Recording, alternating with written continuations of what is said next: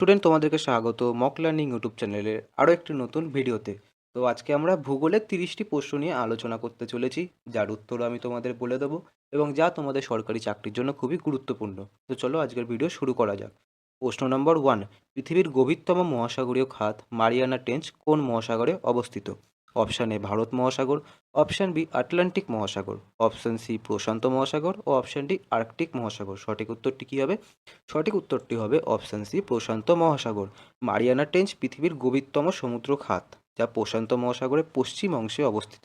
এর গভীরতম স্থানের নাম কি? Challenger deep. ঠিক আছে, এটি টেকটনিক প্লেটের সংঘর্ষের ফলে সৃষ্টি হয়েছে। ঠিক আছে, মনে থাকবে। তো প্রশ্ন নম্বর 2, দক্ষিণ গোলার্ধে 40 ডিগ্রি অক্ষাংশে অঞ্চল প্রবাহিত প্রবল পশ্চিমা বায়ুকে কি বলা হয়? দক্ষিণ গোলার্ধে 40 ডিগ্রি অক্ষাংশ অঞ্চলে প্রবাহিত প্রবল পশ্চিমা বায়ুকে কি বলা হয়? Option A horse latitudes, option B roaring forties, option C trade winds ও অপশান ডি ডোলড্রামস। ঠিক আছে, সঠিক উত্তরটি কী হবে? সঠিক উত্তরটি হবে অপশান বি রোয়ারিং ফোর্স। দক্ষিণ গোলার্ধের 40 ডিগ্রি অক্ষাংশ অঞ্চলে বাধাহীনভাবে প্রবাহিত শক্তিশালী পশ্চিমা বায়ুকে রোয়ারিং ফোর্টিস বলা হয়। ঠিক আছে, সমুদ্রপথে কোনো স্থলভাগ না থাকায় এই বায়ু গতি অত্যন্ত বেশি হয়। ঠিক আছে, তো চলো যাওয়া যাক পরের প্রশ্নে। প্রশ্ন নম্বর 3, পৃথিবীর বৃহত্তম মরুভূমি হিসাবে কোন অঞ্চল পরিচিত? এখানে মরুভূমি হবে না, এখানে হবে মেরুভূমি। ঠিক আছে, পৃথিবীর বৃহত্তম মেরুভূমি হিসাবে কোন অঞ্চল পরিচিত? কি হবে? অপশান এ সাহারা মরুভূমি, অপশান বি গোবি মরুভূমি, অপশান সি আন্টার্কটিকা মরুভূমি এই মেরুভূমি, অপশান ডি কালাহারি মরুভূমি। সঠিক উত্তরটি কী হবে? সঠিক উত্তরটি হবে অপশান সি আন্টার্কটিকা। আন্টার্কটিকা পৃথিবীর বৃহত্তম মেরুভূমি, কারণ এখানে বার্ষিক বৃষ্টিপাত অত্যন্ত কম, বরফে ঢাকা থাকলেও এটি একটি শীতল মরুভূমি হিসাবে পরিচিত। ঠিক আছে, শীতল মরুভূমি। ঠিক আছে, প্রশ্ন নম্বর 4, এল নিনো জলবায়ু গঠিত ঘটনাটি প্রধানত কোন মহাসাগরের সঙ্গে সম্পর্কিত? অপশান এ ভারত মহাসাগর, অপশান বি দক্ষিণ মহাসাগর, অপশান সি প্রশান্ত মহাসাগর, অপশান ডি আটলান্টিক মহাসাগর। সঠিক উত্তরটি কী হবে? সঠিক উত্তরটি হবে অপশান সি প্রশান্ত মহাসাগর। এল নিনো হলো প্রশান্ত মহাসাগরের পূর্ব ও মধ্যাংশের সমুদ্র জল অস্বাভাবিক উষ্ণ হয়ে যাওয়ায় এটি প্রাকৃতিক ঘটনা, যা বিশ্বব্যাপী জলবায়ুর ওপর গুরুত্বপূর্ণ প্রভাব ফেলে। ঠিক আছে, তো প্রশ্ন নম্বর 5, রিং অফ ফায়ার নামে পরিচিত ভূমিকম্প ও আগ্নেয়গিরি প্রবণ অঞ্চল কোন মহাসাগরকে ঘিরে রয়েছে? অপশান এ ভারত মহাসাগর, অপশান বি প্রশান্ত মহাসাগর, অপশান সি আটলান্টিক মহাসাগর, অপশান সি আর্কটিক মহাসাগর। সঠিক উত্তরটি কী হবে? সঠিক উত্তরটি হবে অপশান বি প্রশান্ত মহাসাগর। রিং অফ ফায়ার হলো প্রশান্ত মহাসাগরকে ঘিরে অবস্থিত আগ্নেয়গিরি ও ভূমিকম্প প্রবণ অঞ্চল। পৃথিবীর অধিকাংশ সক্রিয় আগ্নেয়গিরি এই অঞ্চলেই অবস্থিত। ঠিক আছে, প্রশ্ন নম্বর 6, ভারতের খনিজ ভাণ্ডার নামে পরিচিত কোন মালভূমি? অপশান এ মালওয়া মালভূমি, অপশান বি ছোটনাগপুর মালভূমি, অপশান সি দক্ষিণাত্য মালভূমি, অপশান ডি মেঘালয় মালভূমি। সঠিক উত্তরটি কী হবে? সঠিক উত্তরটি হবে অপশান বি ছোটনাগপুর মালভূমি। ছোটনাগপুর মালভূমি খনিজ সম্পদে সমৃদ্ধ হওয়ায় একে ভারতের খনিজ ভাণ্ডার বলা হয়। এখানে কয়লা, লৌহ আকরিক, বক্সাইট ও মাইকার বিশাল ভাণ্ডার রয়েছে। ঠিক আছে, প্রশ্ন নম্বর 7, ইউরোপের বাণিজ্যিক নদী নামে কোন নদী পরিচিত? অপশান এ ড্যানিউব নদী, অপশান বি ভলগা নদী, অপশান সি রাইন নদী, অপশান ডি সিন নদী। সঠিক উত্তরটি কী হবে? সঠিক উত্তরটি হবে অপশান সি রাইন নদী। রাইন নদী ইউরোপের অন্যতম গুরুত্বপূর্ণ বাণিজ্যিক নদী। একটি ইউরোপের শিল্পাঞ্চলগুলিকে সংযুক্ত করে এবং আন্তর্জাতিক জলপথ হিসেবে ব্যবহৃত হয়। ঠিক আছে, প্রশ্ন নম্বর 8, পৃথিবীর দীর্ঘতম স্থলীয় পর্বতমালা কোনটি? অপশান এ হিমালয় পর্বতমালা, অপশান বি রকি পর্বতমালা, অপশান সি আন্দিজ পর্বতমালা ও অপশান ডি আলপস পর্বতমালা। সঠিক উত্তরটি কী হবে? সঠিক উত্তরটি হবে অপশান সি আন্দিজ পর্বতমালা। আন্দিজ পর্বতমালা দক্ষিণ আমেরিকার পশ্চিম উপকূল বরাবর বিস্তৃত পৃথিবীর দীর্ঘতম স্থলীয় পর্বতমালা। এর দৈর্ঘ্য প্রায় 7,000 কিলোমিটার। ঠিক আছে, পরের প্রশ্নে যাওয়া যাক। ওজোন স্তর বায়ুমণ্ডলের কোন স্তরে অবস্থিত? ওজোন স্তর বায়ুমণ্ডলের কোন স্তরে অবস্থিত? Option A troposphere, option B stratosphere, option C mesosphere, option D thermosphere. সঠিক উত্তরটি কী হবে? সঠিক উত্তরটি হবে অপশান বি স্ট্র্যাটোস্ফিয়ার। ঠিক আছে, স্ট্র্যাটোস্ফিয়ারে অবস্থিত ওজোন স্তর সূর্যের ক্ষতিকর অতিবেগুনি রশ্মি শোষণ করে ও পৃথিবীর জীব জগৎকে সুরক্ষা প্রদান করে। ঠিক আছে? প্রশ্ন নম্বর 10, নদীর মোহনায় পলি সঞ্চয়ের ফলে গঠিত ভূমিরূপকে কী বলা হয়? নদীর মোহনায় পলি সঞ্চয়ের ফলে গঠিত ভূমিরূপকে কী বলা হয়? অপশান এ গিরিখাত, অপশান বি উপত্যকা, অপশান সি ডেল্টা ও অপশান ডি এস্চুয়ারি। কী বলা হয়? Option C delta. নদী মোহনায় এসে গতি হারালে নদীবাহিত পলি জমা হয়ে ডেল্টা গঠিত হয়। ডেল্টা অঞ্চল সাধারণত অত্যন্ত উর্বর হয় এবং কৃষির জন্য উপযোগী হয়। ঠিক আছে? প্রশ্ন নম্বর 11, পৃথিবীর বৃহত্তম প্রবাল প্রাচীর কোনটি? Option A Belize Barrier Reef, option D Red Sea reef, option C Great Barrier Reef, option D New Caledonian reef. ঠিক আছে? সঠিক উত্তরটি কী হবে? সঠিক উত্তরটি হবে option C Great Barrier Reef. অস্ট্রেলিয়ার উপকূলে অবস্থিত গ্রেট ব্যারিয়ার রিফ পৃথিবীর বৃহত্তম প্রবাল প্রাচীর ব্যবস্থা এবং এটি ইউনেস্কো ঘোষিত বিশ্ব ঐতিহ্যবাহী স্থান। ঠিক আছে? মনে থাকবে। প্রশ্ন নম্বর 12, ক্রান্তীয় ঘূর্ণিঝড় সাধারণত কোন অঞ্চলে সৃষ্টি হয়? অপশান এ উষ্ণ মহাসাগরীয় অঞ্চল, অপশান বি মরুভূমি অঞ্চল, অপশান সি মেরু অঞ্চল, অপশান ডি পার্বত্য অঞ্চল। সঠিক উত্তরটি কী হবে?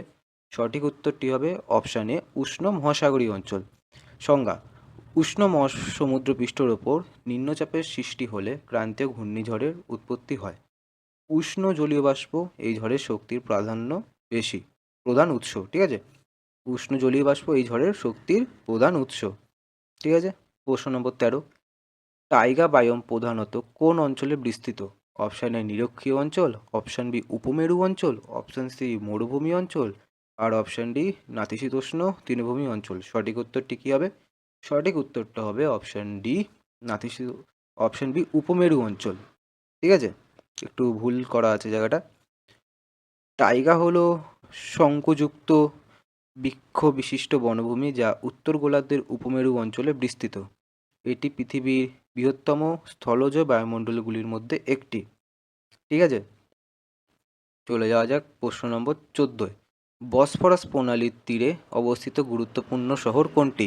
Option A Athens, option B Istanbul, option C Cairo, option D Venice. সঠিক উত্তরটি কী হবে? সঠিক উত্তরটি হবে অপশান বি ইস্তাম্বুল। বসফরাস প্রণালী ইউরোপ ও এশিয়াকে পৃথক করেছে। তুরস্কের ইস্তাম্বুল শহর এই গুরুত্বপূর্ণ আন্তর্জাতিক জলপথের তীরে অবস্থিত। ঠিক আছে? প্রশ্ন নম্বর 15, প্রাইমারি রক নামে কোন ধরনের শিলা পরিচিত? অপশান এ পাললিক শিলা, অপশান বি রূপান্তরিত শিলা, অপশান সি আগ্নেয় শিলা, অপশান ডি চুনাপাথর। সঠিক উত্তরটি কী হবে? সঠিক উত্তরটি হবে অপশান সি আগ্নেয় শিলা। ম্যাগমা বা লাভা শীতল ও কঠিন হয়ে আগ্নেয় শিলায় গঠিত হয়। পৃথিবীর প্রাচীনতম শিলা হিসাবে এগুলিকে প্রাইমারি রক বলা হয়। ঠিক আছে?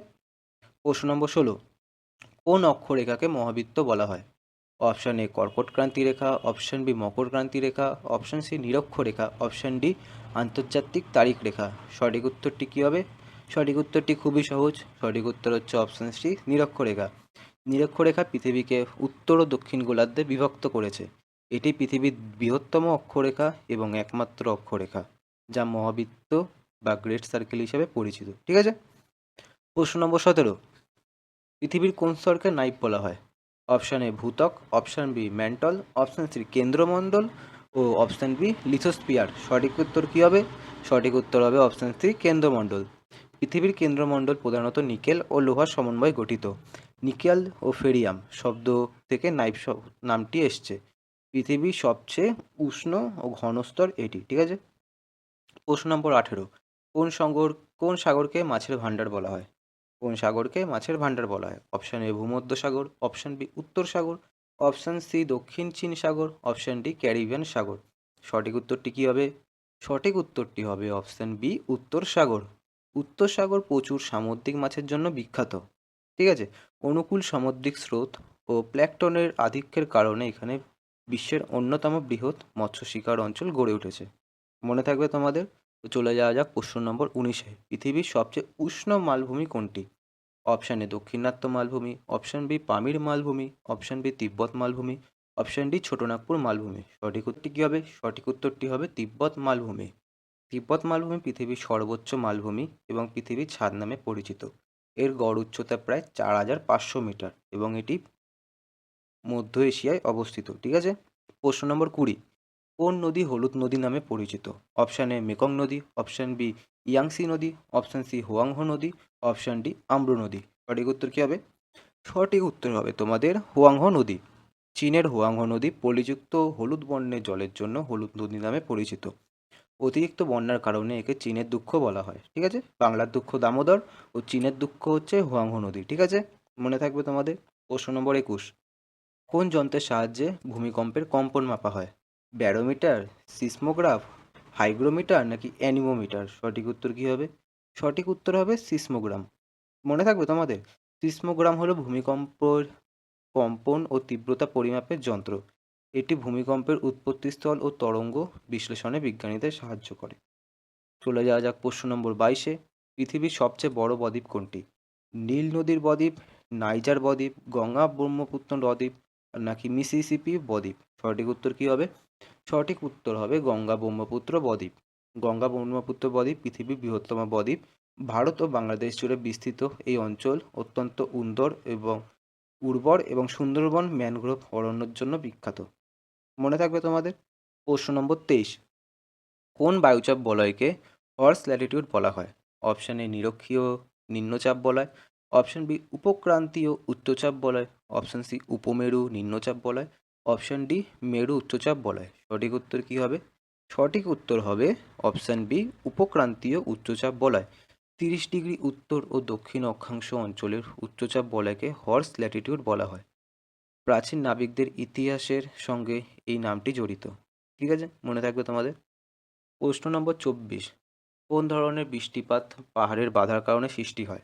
অপশান এ পরিচলন বৃষ্টি, অপশান বি ঘূর্ণিঝড়জনিত বৃষ্টি, অপশান সি শৈলাৎক্ষেপ বৃষ্টি, অপশান ডি মৌসুমী বৃষ্টি।